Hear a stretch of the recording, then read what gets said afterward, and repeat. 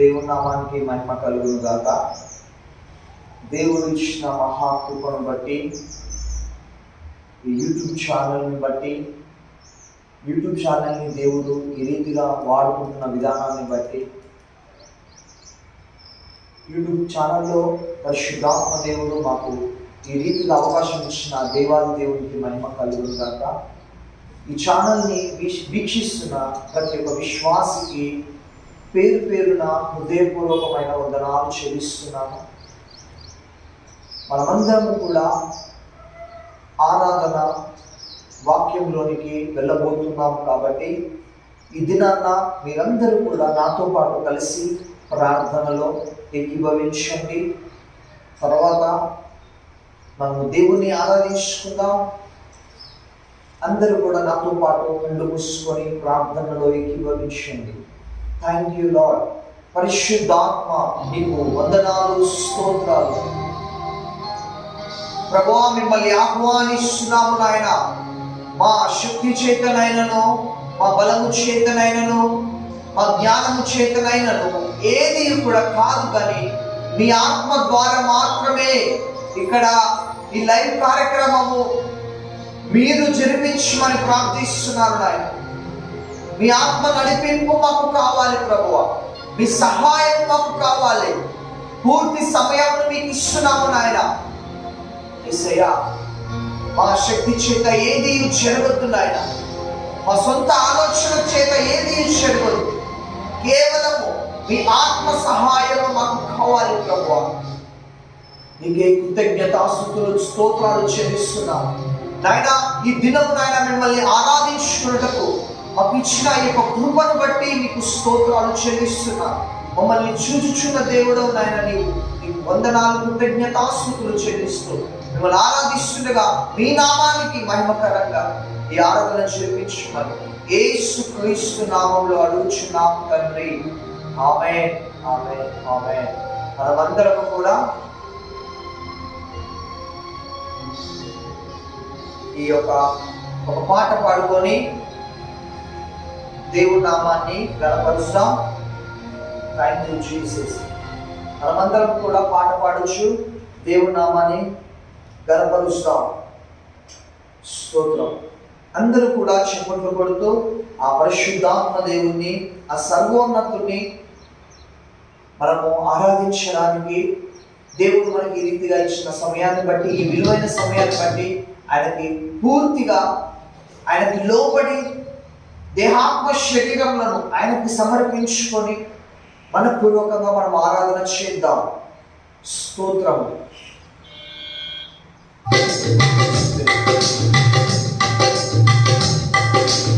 నీకే స్తోత్రము నాయన. అందరూ చప్పట్లు కొడుతూ ఆ దేవుని మహిమపరుస్తాం.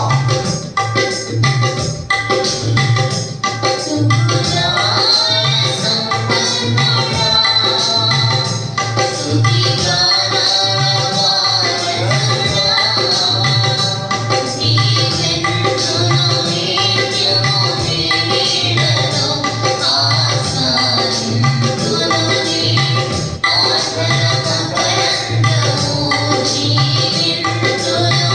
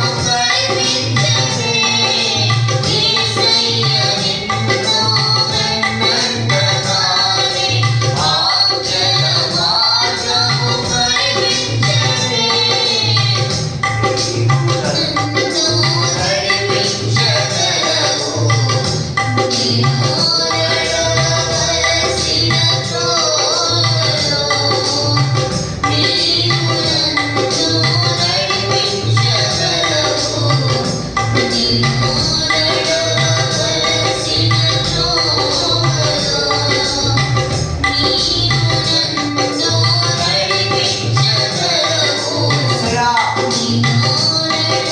స్తోత్రము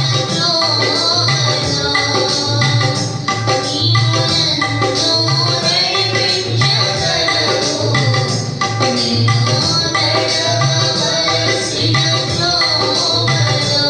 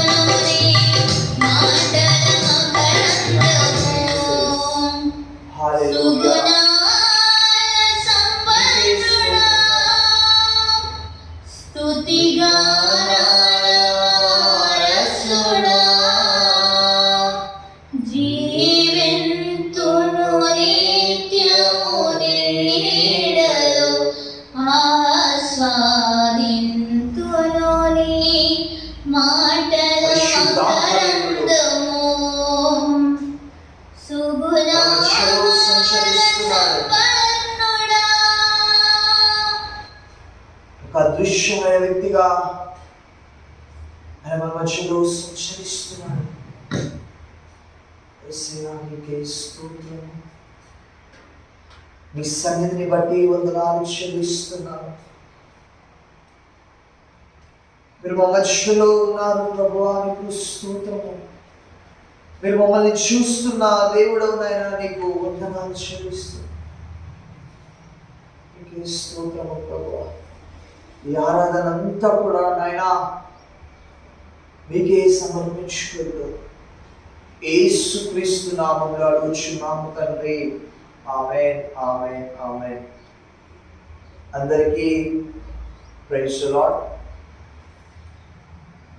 దేవుడు మనల్ని ఆయన గడిచిన దినములన్నీ కూడా కృపారెక్కల చాటున భద్రపరిచి మనల్ని ఆశీర్వాదకరంగా ఉంచిన దేవాది దేవునికి మహిమ కలుగును గాక.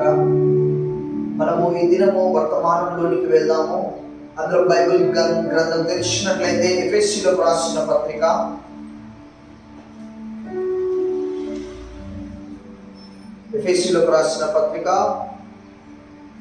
3వ అధ్యాయం 15వ వచనం నుంచి చదువుకుందాం.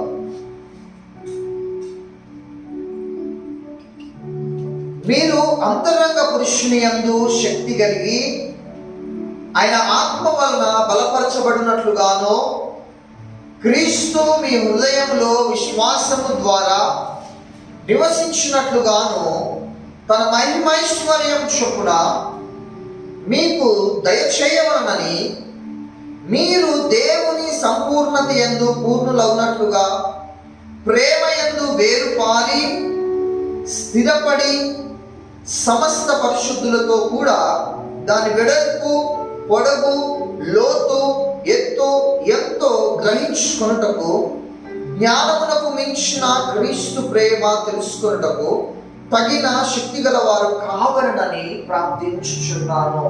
హల్లెలూయా. అపోస్తలుడైన పౌలు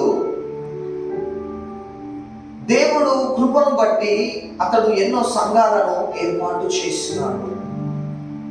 ఏర్పాటు చేయగానే ఒక ప్రార్థన ఆ సంఘస్థుల గురించి, ఆ విశ్వాసుల గురించి, ఆ దైవజనుల గురించి ఈ అపోస్తలుడైన పౌలు ఏమని ప్రార్థన విన్నపం దేవునికి తెలియజేస్తున్నాడంటే, జ్ఞానమునకు మించిన క్రీస్తు ప్రేమ ఆ విశ్వాసులు తెలుసుకున్నట్లు, ఆ సేవకులు తెలుసుకున్నట్లు, ఆ పరిచారకులు తెలుసుకున్నట్లు, జ్ఞానమునకు మించిన క్రీస్తు ప్రేమ యొక్క లోతు, ఎత్తు, వెడల్పు, ఆ పరిమాణము వారు తెలుసుకోవాలని, అంత జ్ఞానము వారికి రావాలని వారి కోసం నేను ప్రార్థన చేస్తున్నానని ఈ అపోస్తలుడైన పౌలు మాట్లాడుచున్నాడు.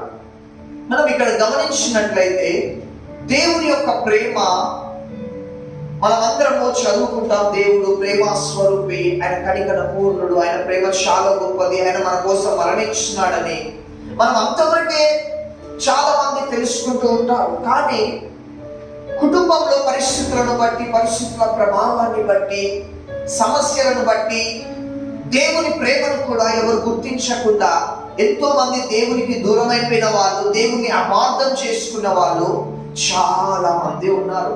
అయితే వాళ్ళని గురించి పరిశుద్ధాత్మ దేవుడు ఈ దినము మాట్లాడాలని ఆశపడుతున్నాడు. అందులో నుంచి పుట్టిన ఒక ప్రత్యక్షత, దేవుడు నాకు ఇచ్చిన ఆ ప్రత్యక్షత ఏమిటి అంటే, ఒక మనిషి యొక్క స్వభావము నీవు ఎరిగినప్పుడు నువ్వు ఆ వ్యక్తితోని ఏ విధముగా ఉంటున్నావు. జ్ఞానమునకు మించిన క్రీస్తు ప్రేమ లోతు, ఎత్తు, వెడల్పు, ఆ పరిమాణము తెలుసుకోవాలి అంటే మొదటిగా ఒక స్వభావం అనేది నువ్వు కలిగి ఉండాలి. ఆ స్వభావం ఏమిటి అంటే, ఒక వ్యక్తి యొక్క చెడు స్వభావం, ఒక వ్యక్తి మంచి స్వభావము నువ్వు ఎరిగినావు. ఆమేన్. ఎరిగినప్పుడు ఆ వ్యక్తితోని మంచిగా ఉంటావు. ఏదో అతని ద్వారా నువ్వు ఏదో నేర్చుకోవాలని ముందుకు అడుగులు వేస్తూ ఉంటావు. కానీ ఒక వ్యక్తి చెడు స్వభావం నువ్వు ఎరిగినప్పుడు ఆ వ్యక్తితో నువ్వు ఏ విధంగా ఉంటున్నావు అన్న విషయం గురించి ఈరోజు పరిశుద్ధాత్మ దేవుడు నీతోని మాట్లాడాలని ఆశపడుతూ ఉన్నాడు. యేసయ్య ఈ భూలోకానికి రాగానే 12 మంది శిష్యులను ఏర్పాటు చేసుకున్నారు. హల్లెలూయా. ఈ 12 మంది శిష్యులను దేవుడు ఏర్పాటు చేసుకున్నప్పుడు ఎవరి స్వభావం ఏమిటో దేవుడు ఎరిగి ఉన్న దేవుడు. హల్లెలూయా. మన దేవునికి ఒక పేరున్నది, ఆయన హృదయాంతరంగములు ఎరిగి ఉన్న దేవుడు. ఆమేన్. అయితే ఈ 12 మంది శిష్యులని దేవుడు ఏర్పాటు చేసుకున్నప్పుడు వాళ్ళలో ఉన్న స్వభావం ఏమిటో, వాళ్ళలో ఉన్న చెడు స్వభావం ఏమిటో దేవునికి తెలుసు. మత్తయి స్వభావం ఏమిటో, మార్కు, యోహాను, లూకా, ఇస్కారియోతు, యూదా, తోమా, పేతురు, వీళ్ళ స్వభావాలు ఏంటో దేవుడికి ముందే ఎరిగి ఉన్నాడు. హల్లెలూయా. పేతురేమో మొండిగా ప్రవర్తించేవాడని దేవుడికి తెలుసు. తోమా ఏమో అవిశ్వాసికుడు అని దేవుడికి తెలుసు. ఇస్కారియోతు, యూదానేమో డబ్బులో ఆశ కలిగి ఉన్న వ్యక్తి అని, అతడు చివరికి నన్ను పట్టిస్తాడని, డబ్బుల విషయంలో అతడు నన్ను మోసం చేస్తాడని దేవుడు అన్ని కూడా ముందే ఎరిగి ఉన్నాడు. హల్లెలూయా. అయినా కూడా దేవుడు వాళ్ళని ఏర్పాటు చేసుకొని దేవుని యొక్క ప్రేమ లోతు, ఎత్తు, వెడల్పు ఎంతో ఏ విధంగా ఉంటుందో తెలుసుకోవాలి అని 3.5 సంవత్సరాలు యేసయ్య వెంట వాళ్ళు ఉండడం జరిగింది. హల్లెలూయా. అయితే ఒకరోజు యేసయ్య జీవితంలో జరిగిన ఒక సంఘటన ఏమిటి అంటే, అందరూ బైబిల్స్ తెరిచినట్లయితే మార్కు సువార్త 14వ అధ్యాయం 17వ వచనం నుంచి చదువుకుందాం. మార్కు సువార్త 14వ అధ్యాయం 17వ వచనం నుంచి. సాయంకాలం అయినప్పుడు ఆయన తన 12 మంది శిష్యులతో కూడా వచ్చాను. వారు కూర్చుండి భోజనం చేయుచుండగా యేసు, మీలో ఒకడు అనగా నాతో భుజించుచున్నవాడు నన్ను అప్పగించునని నిశ్చయముగా మీతో చెప్పుచున్నానని వారితో చెప్పగా, వారు దుఃఖపడి నేనా అని ఒకరిని తరువాత ఒకడు ఆయన నడగసాగిరి.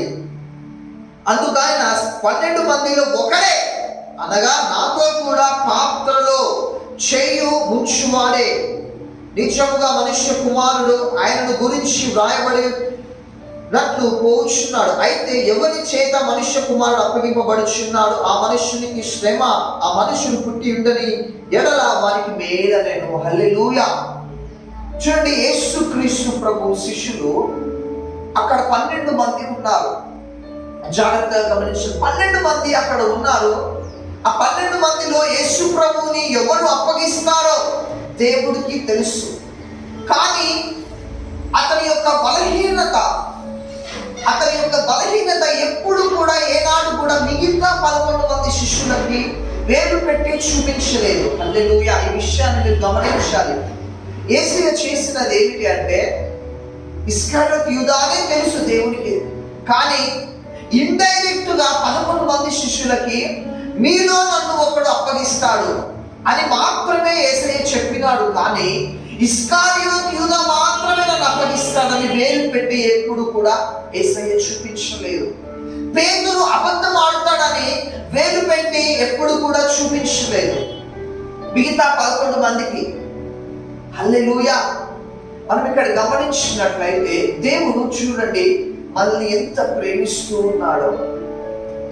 మన చెడు స్వభావం దేవుడు ఎరిగినా కూడా, యేసయ్య ఎరిగినా కూడా మిగతా 11 మందికి చెప్పకపోవడానికి గల కారణం ఏమిటి అంటే, ఆ 12 మందిలో ఇస్కారియోతు యూదాకి మంచి అభిప్రాయం ఉన్నది, మంచి గౌరవం అనేది ఉన్నది. ఇస్కారియోతు యూదాకి మంచి చదువుకున్న వ్యక్తి, జ్ఞానవంతుడు అని 11 మంది అనుకున్నారు. ఎప్పుడైతే యేసయ్య ఇతను మనుష్యుడు కాదు, ఇతను దొంగతనం చేస్తున్నాడు, చివరికి నన్ను పట్టించే వ్యక్తి ఇతనే అని 11 మందికి యేసయ్య ఎప్పుడైతే చెప్తాడో, ఒకవేళ చెప్పినట్లయితే ఇతని ఒక హంతకుడు చూసినట్లు చూసేవాడు, ఒక దొంగని చూసినట్లు చూసేవాడు, బాధపరిచేవాడు, మానసికంగా అవమానపరిచేవాడు.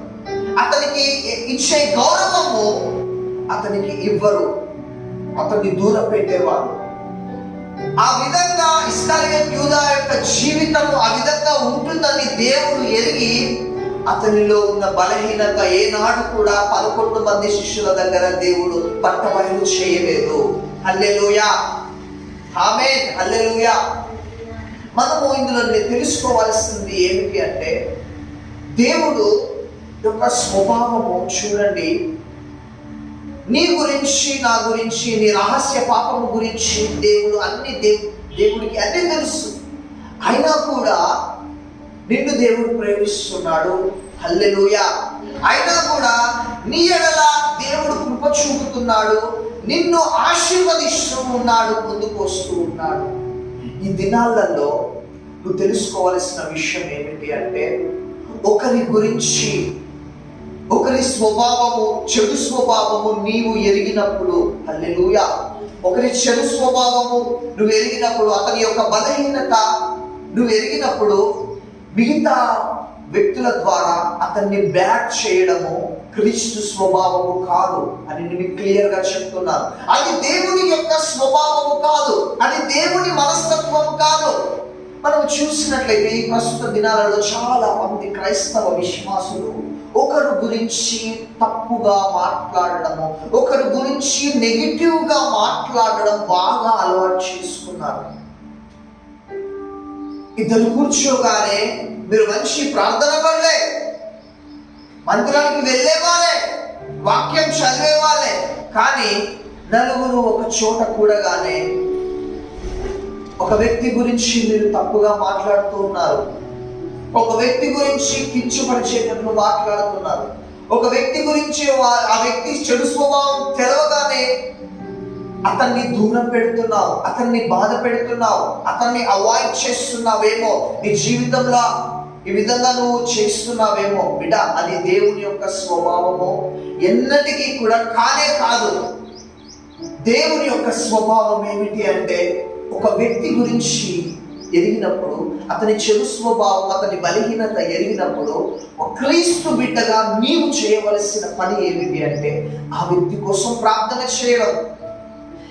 సాధ్యమైనంత వరకు నువ్వు చేయవలసినది ప్రార్థన మాత్రమే. ఆ వ్యక్తి గురించి ఇతరులకు నువ్వు తప్పుగా చెప్పడము అది ఎంత మాత్రము కూడా కరెక్ట్ కాదు. ఒక దైవజనుడి గురించి కావచ్చు, ఒక విశ్వాసి గురించి కావచ్చు, ఏనాడు కూడా నువ్వు తప్పుగా మాట్లాడకూడదు. దేవుడు నీకు అది నేర్పించలేదు బిడ్డ. ఇన్ని దినాలలో నువ్వు ఎంతో మంది గురించి తప్పుగా మాట్లాడినావు, ఎంతో మందిని నువ్వు వేలు పెట్టి చూపించినావు. ఒక్కసారి నిన్ను నువ్వు ప్రశ్న వేసుకో. ప్రభు నీతో మాట్లాడుతున్నాడు. ఎన్నో సందర్భాలలో నీ మీదికి శోధనలు రావడానికి, సమస్యలు రావడానికి, శాపం రావడానికి కారణాలు ఇలాంటి స్వభావం. అది మంచి స్వభావం కాదు. ఈ విషయం గురించి సర్వసాధారణంగా నువ్వు ఆలోచించకపోవచ్చు, కానీ ఈ దినం ప్రభు నీతో మాట్లాడుతున్నాడు. యేసయ్య ఏం చేస్తున్నాడు? ఇస్కరియోతు యూదా యొక్క స్వభావం తెలుసు. డబ్బుల సంచి దేవుడు ఇస్కరియోతు యూదాకి ఇచ్చినాడు. దొంగలిస్తున్నాడని తెలిసి కూడా ఇచ్చినాడు, కానీ అతడు దొంగలిస్తున్నాడని పక్కన వారికి చెప్పలేదు. 10 మందికి యేసయ్య చెప్పలేదు. కానీ నీవు ఒక వ్యక్తి గురించి తెలవగానే 10 మందికి చెప్తున్నావు తప్పుగా. 10 మందికి తప్పుడుగా చెప్తున్నావు. అతని గురించి అతను ఇట్లా, అతని యొక్క బలహీనత ఈ విధంగా ఉన్నది, అతనితో మాట్లాడదు, ఆయన చర్చి పోతున్నట్ట, ఆయన ప్రార్థన చేస్తున్నట్ట, ఆయన విధానమేమో ఈ విధంగా ఉన్నది. ఒకరి గురించి నువ్వు బ్యాడ్ చేసే రైట్స్ నీకు లేవు బిడ్డ. ఎందుకంటే నీ జీవితంలో నువ్వు ఒకరిని వేలు పెట్టి చూపిస్తున్నట్లయితే, నీ మీదికి నిన్ను వేలు పెట్టి చూపించే వాళ్ళు అనేకులు ఉంటారని నువ్వు గమనించాలి. హల్లెలూయా. రీసెంట్గా నేను ఒక విషయాన్ని చూశాను. బాగా క్రైస్తవులలో చాలా మందికి ఏం జరుగుతుందంటే, ఐక్యత లేకపోవడము, ఒకరిని గురించి ఒకరు విమర్శించుకోవడము, ఒక దైవజనుడి గురించి ఏదైనా రాంగ్ న్యూస్, తప్పుడు వార్త అందగానే అది ఆసరాగా చేసుకొని కొంతమంది ఎంతో మంది వాళ్ళని గురించి విమర్శిస్తూ ఆ దైవ సేవకుడిని బాధపడేటట్లుగా, వాళ్ళ కుటుంబాన్ని బాధపడేటట్లుగా ఎంతో మంది ఈ విధంగా చేస్తున్నారు. బిడ్డ, దయచేసి సాధ్యమైతే వాళ్ళ కోసం ప్రార్థన చేయి. దైవజనుడు పడి ఉండుటైనను లేచి ఉండుటైనను అది దేవుని చేతిలో ఉన్నది. విమర్శించడానికి నువ్వెవడివి? దేవుడు అతన్ని లేపుకోవడానికి శక్తిమంతుడు. హల్లెలూయా. నువ్వు ఒక వ్యక్తి దగ్గరికి వెళ్ళి ఆ వ్యక్తి ఇట్లాంటి వాడని నువ్వు పబ్లిసిటీ ఆ వ్యక్తి గురించి చేసినట్లయితే ఆ వ్యక్తి బాధపడతాడు, ఆ దైవజనుడు బాధపడతాడు. నువ్వు విమర్శించిన వాడి పక్కన ఉంటావు. నువ్వు ఏ వ్యక్తి గురించి అయితే విమర్శించి తప్పుగా చెప్పిన వ్యక్తివి, నువ్వు ఎప్పుడైతే తప్పుగా చెప్పి నువ్వు ఉన్నావు అన్నట్లయితే ఆ వ్యక్తి, ఆ దైవజనుడు బాధపడతాడు. ఒక టైం వచ్చినప్పుడు దేవుని సన్నిధికి వెళ్ళి బాధపడతాడు. ప్రభువా, అవును ప్రభువా, నేను తప్పు చేశాను, నన్ను క్షమించవు అన్నప్పుడు దేవుడు క్షమిస్తాడు. దేవుడు ఆ దైవజనుడు ఒకటైతాడు. విమర్శించిన నువ్వు అర్థం కాలేని పరిస్థితుల్లో ఉంటావు. విమర్శించిన నువ్వే అటు ఇటు కాకుండా అయిపోతావు. ఎవరి గురించి అయితే బిడ్డ నువ్వు నిందించినావో, ఎవరి గురించి అయితే బాధ పెట్టినావో, అతను తప్పు తెలిసినా కూడా అతని గురించి ప్రార్థన చేయకుండా అతన్ని పబ్లిసిటీ చేసి ఏదో నువ్వు అతన్ని కృంగదీయాలని, అతని కుటుంబాన్ని కృంగదీయాలని నువ్వు ఎన్నో పార్లు ఆలోచించినా సరే, నువ్వు ఎన్ని ప్రయత్నించినా ఆయన పొరపాటు చేస్తున్నాడు. కానీ ఆయన దేవుడి దగ్గర ఉండి ప్రార్థన చేసినప్పుడు అతను కన్నీరు విడిచి నన్ను క్షమించు అని దేవుడి దగ్గర ప్రార్థన చేసినప్పుడు దేవుడు క్షమించి అతడు ఒకటైపోతారు. విమర్శించిన నువ్వే ఎటు వెళ్ళిపోతావు? అడ్రస్ లేకుండా వెళ్ళిపోతావు. జాగ్రత్త, అది మంచి పద్ధతి కాదు, అది పరిశుద్ధాత్మకు ఇష్టమైనది కాదు. ఎందుకంటే నేను రీసెంట్గా వార్త విన్నాను, చూశాను. దైవజనుడు నుంచి దైవజనుడు అతను సరే, అతను పొరపాటు చేస్తున్నాడు. అతని పొరపాటు నీకు తెలవగానే నువ్వు కన్నీరు విడిచి అవసరమైతే ఉపవాసం చేసి ప్రార్థన చేసే అనుభవము నీకు ఉన్నదా లేదా? ఒకవేళ ఉన్నట్లయితే నీలో క్రీస్తు పని చేస్తున్నాడు, పరిశుద్ధాత్మ దేవుడు నీలో పని చేస్తున్నాడని అర్థం. అతని గురించి నువ్వు తప్పుడుగా ఏదో న్యాయం చేయాలని నువ్వు ఎంత ముందుకు పరుగులెత్తినా కూడా ఒక టైం వచ్చినప్పుడు దేవుడు అతను ఒకడైపోతాడు. దేవుడు ఒకటే ఒక మాట అన్నాడు భూలోకానికి వచ్చి, ఈ మాటలు విను బిడ్డ, విమర్శించిన నువ్వు ఈ మాటలు విను. నేను ఆరోగ్య గల వారి కోసం ఈ భూలోకానికి రాలే, పాపి కోసం వచ్చినాను, పాపి కోసం మాత్రమే వచ్చినాను. బిడ్డ, మీలో మీకు ఐక్యత లేకపోతే పరలోకంకి ఏ విధంగా వెళ్తారు? పరలోకంలో ఏ విధంగా ఐక్యత కలిగి ఉంటారు? ఒకవేళ పరలోకానికి వెళ్తే మీకు ఇక్కడ ఐక్యత ఉంటేనే, ఒకరి ఎడల ఒకరు వికటమైన ప్రేమ కలిగి ఉంటేనే నీవు పరలోకానికి వెళ్ళినప్పుడు ఆనందంగా ఉండగలుగుతావు. ఈ విషయాన్ని జ్ఞాపకం చేసుకోలేదా? దేవుడు నిన్ను ఎంతగానో ప్రేమిస్తున్నాడు. దేవుడు నిన్ను ఎంతగానో బలపరచాలని, నేను ఆశీర్వదించాలని, నీ మీద ఒక ప్రత్యేకమైన ప్రణాళిక ఆయన కలిగి ఉన్నాడు. ఈ మాటలు వింటున్న నీవు ఎవరి గురించి అయితే హృదయ రహస్యాలు ఎరిగినప్పుడు, అతనిలో ఉన్న తప్పులు, అతనిలో ఉన్న పొరపాట్లు ఎరిగినప్పుడు వేరే వాళ్ళకి తప్పుగా చెప్పడం మానేసి దేవునికి చెప్పు, దేవునికి ప్రార్థన చేయి. అంతేకాని ఒకరి గురించి నువ్వు తప్పుగా మాట్లాడే అధికారం బిడ్డ నీకు లేదు. యేసయ్య భూలోకానికి వచ్చినప్పుడు ఆ విధంగా చేయలేదు. ఘోరమైన పాపుల్ని ప్రేమించినాడు. కానీ నువ్వేం చేస్తున్నావు? ప్రేమించగలుగుతున్నావా? నీలో పరిశుద్ధాత్మ ఉన్నాడు, ప్రేమించగలుగుతున్నావు? ఒకసారి గమనించు. చాలా సందర్భాలలో నీ ఆశీర్వాదాలు ఆగిపోవడానికి కారణం ఇదొక స్వభావమే. నీ పరిచర్య విస్తరింపజేయకపోవడానికి కారణం ఇదొక స్వభావమే. అవన్నీ ఒకరి గురించి ఆలోచించడం, విమర్శించడం మానేసి, ఒకరి గురించి తప్పుగా మాట్లాడడం మానేసి, యేసయ్య ఇస్కారియోతు యూదాని ఏ విధంగా ప్రేమించున్నాడో, ఆయన ఎంత తప్పు చేసినా, ఎంత మోసం చేసినా యేసయ్య ఏ విధంగా ప్రేమించున్నాడో నీవు కూడా అదే విధంగా ప్రేమించడానికి ఇష్టపడు. ఒకరి ద్వారా నీకు నింద వచ్చిందా అన్యాయంగా, దేవుడికి స్తోత్రం అని చెప్పు. అన్యాయంగా నిన్ను తిడుతున్నారా, మౌనంగా అయిపోయి ఉండు, దేవుడే వారికి సమాధానాన్ని ఇస్తాడు. కాబట్టి నీ జీవితంలో ఆ దేవాది దేవుడు నేను ఒక ఉన్నతమైన స్థానంలో పెట్టాలని ఆశపడుతున్నాడు.